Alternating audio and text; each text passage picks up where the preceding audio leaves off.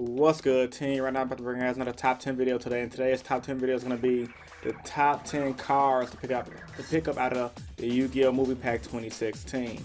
So, without further ado, let's begin.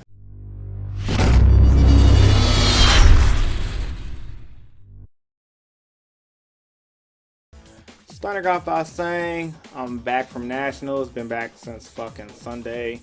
Left kind of early, don't even want to get into that whole mess, and Nationals was great.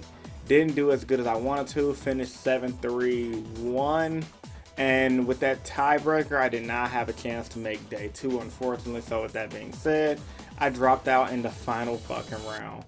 Probably could have beat my opponent in the final round, but fucking dude sharked me. But I'll get into that in a later video. But yeah, today's video, like I said, is going to be just the top 10 cards coming out of the movie pack, which will be released next Friday. So starting off with number 10, Blue Eyes Alternative Dragon. Now, Blue Eyes Alternative Dragon is a very powerful card a lot of you Blue Eyes players have been waiting for. Effect basically reads cannot be normal summon, must first be special summoned from your hand by revealing one Blue Eyes monster White Dragon in your hand. You can only special summon one Blue Eyes Alternative White Dragon once per turn this way. This card names become Blue Eyes White Dragon while on the field and or graveyard.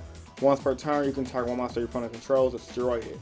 This card can attack, turn after this effect, 3,000 attack, 2,500 defense. Level 8. So this card is really good because of 1, he's a special summon monster, so you can special summon him out and then do other things like Synchro, XYZ, and etc. For 2, he pops cards. For 3, he's a 3,000 beast that even though he can't attack, you can always just come out, pop shit, XYZ. The card's really good. It's one of the main reasons why the Blue Eyes deck is topping in the OCG. So for that reason, I'll have to this at number 10 because it's a very good, very powerful card. Oh yeah, and by the way, like I do most of my top 10 lists, every card on this list is not in any specific order. 1's not better than 10, 10 is not better than 1, and etc. Coming in this list at number 9, I have a combination of the gold and silver gadgets.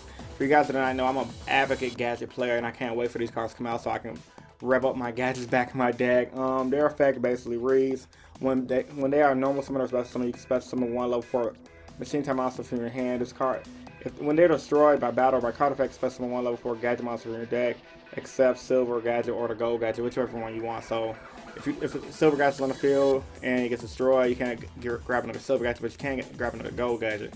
Now the reason why these guys are good, you can go silver, special gold, special another silver if you want, or you can special another gadget. You can do a big fucking XYZ push, similar into a fashion pendulum decks can do first turn.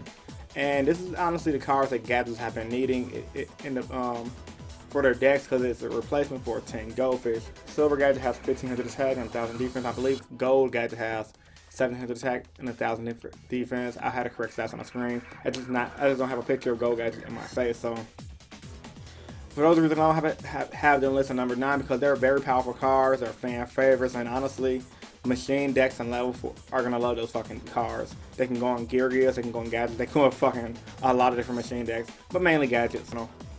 Coming to number 8, I have the Deep Eyes White Dragon. Now this is a card I discovered while doing research for the video. Its effect basically reads, he's a 0 attack, 0 defense, level 10 monster. When a face-up Blue Eyes monster you control destroy a battle or an opponent's card effect, you can special summon this card from your hand. If you do, inflict 600 damage to your opponent for each Dragon type monster with a different name in your graveyard. If this card is normal or special summon, target one Dragon type monster in your graveyard. This card's attack becomes each monster's attack.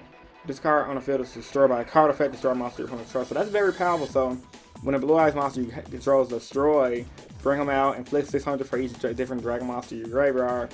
He copies stats, and then when he leaves, he pops your opponent's field. That's fucking busted. I'm pretty sure Blue Eyes deck's gonna run 1 or 2. If I also play a Blue Eyes deck, I definitely run 2. That's something you don't want to clump up in your hand, but you definitely want to run it as a good 1 or 2 of the draw mate to like help your ass out. So very powerful card coming out of the movie set, and I happen to this number 8 because it just blow up an opponent's field and he special summons himself. What is there not to like about it? Coming to this for number 7, I have Giant Sentry of Stone. If this 1,300 attack, 2,000 defense, level 3 monster.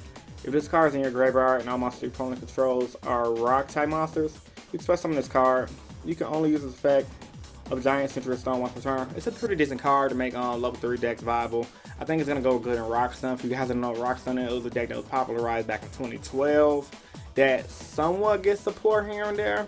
But either way, I mean, if you have a Giant Sentry of Stone on the field, you can keep looping them out to the graveyard. So once one dies and you top deck another one, that's guaranteed rank 3 every turn. So I think they're gonna definitely get used in some deck, just mainly Rock Sun and probably some over rank 3 deck or whatever. Coming to at number 6, I have the Dark Magic Veil. Pay 1,000 life points. Special summon one Dark Spellcaster type monster from your hand or graveyard. This is going to be really good in Dark Magician decks. It's a monster born for the deck. What's that like about the cards? In addition to that, you can unclog your hand, getting rid of Dark Magician. So, pay 1,000 life points. It's a pretty good card. I have it on this number 6. It's going to support the fucking Dark Magician type deck. Coming to number 5. Now, this is one of my favorite cards from out of the set, and that is called Dimension Guardian.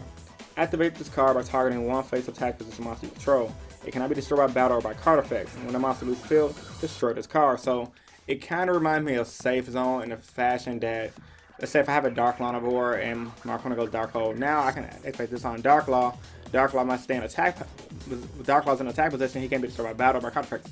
That's really good because I don't have to worry about my monster dying to big beefy monsters and Dark Holes and Raigekis. I think it's going to be just decent tech cards and heroes.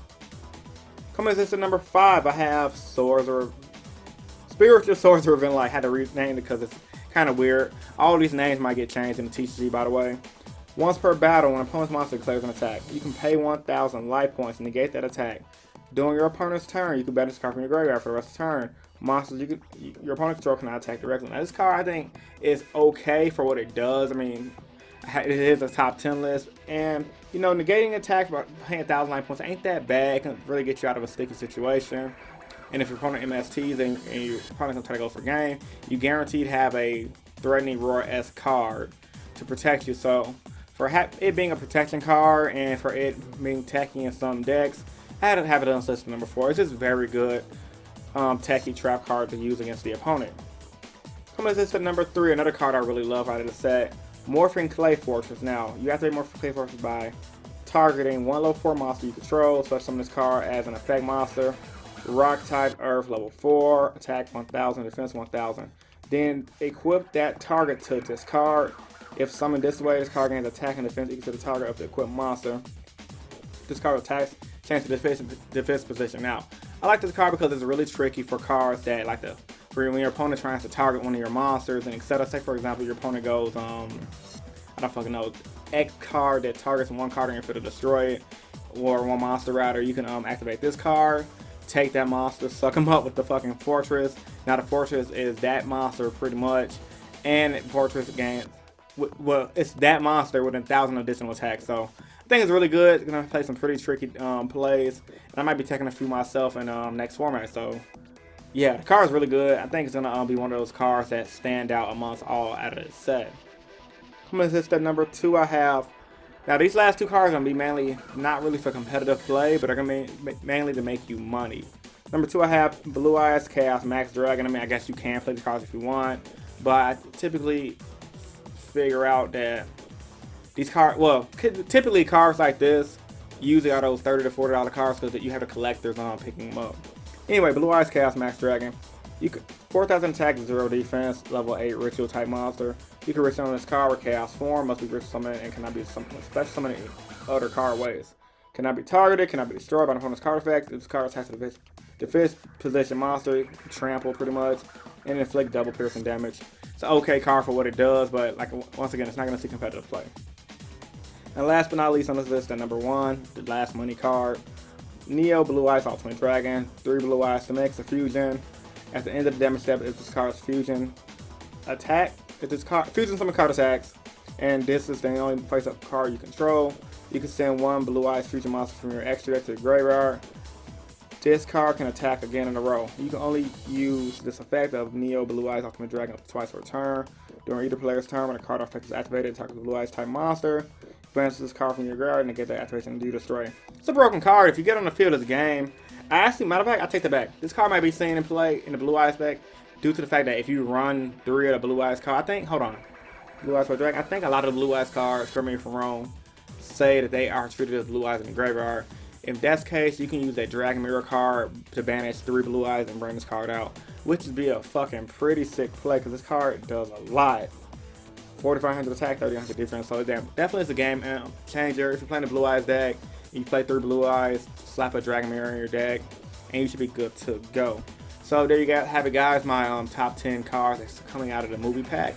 If you guys enjoyed this video, please give it a big thumbs up. And if you guys thought there were some cards that deserve to be on this list, post those in the comment section down below.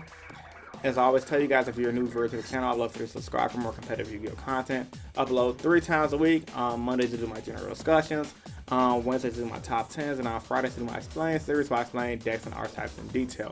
I do these videos because I truly believe in helping you guys become better players. And I also do these videos because I truly believe in you guys helping me become a better player. Chris from Team Innovation signing out. Peace, guys, and stay innovative. Deuces. I go judge. I just want to ask him a few questions about Yu-Gi-Oh. So what do you think about your current state of the game? It's alright. I like that it evolves a lot.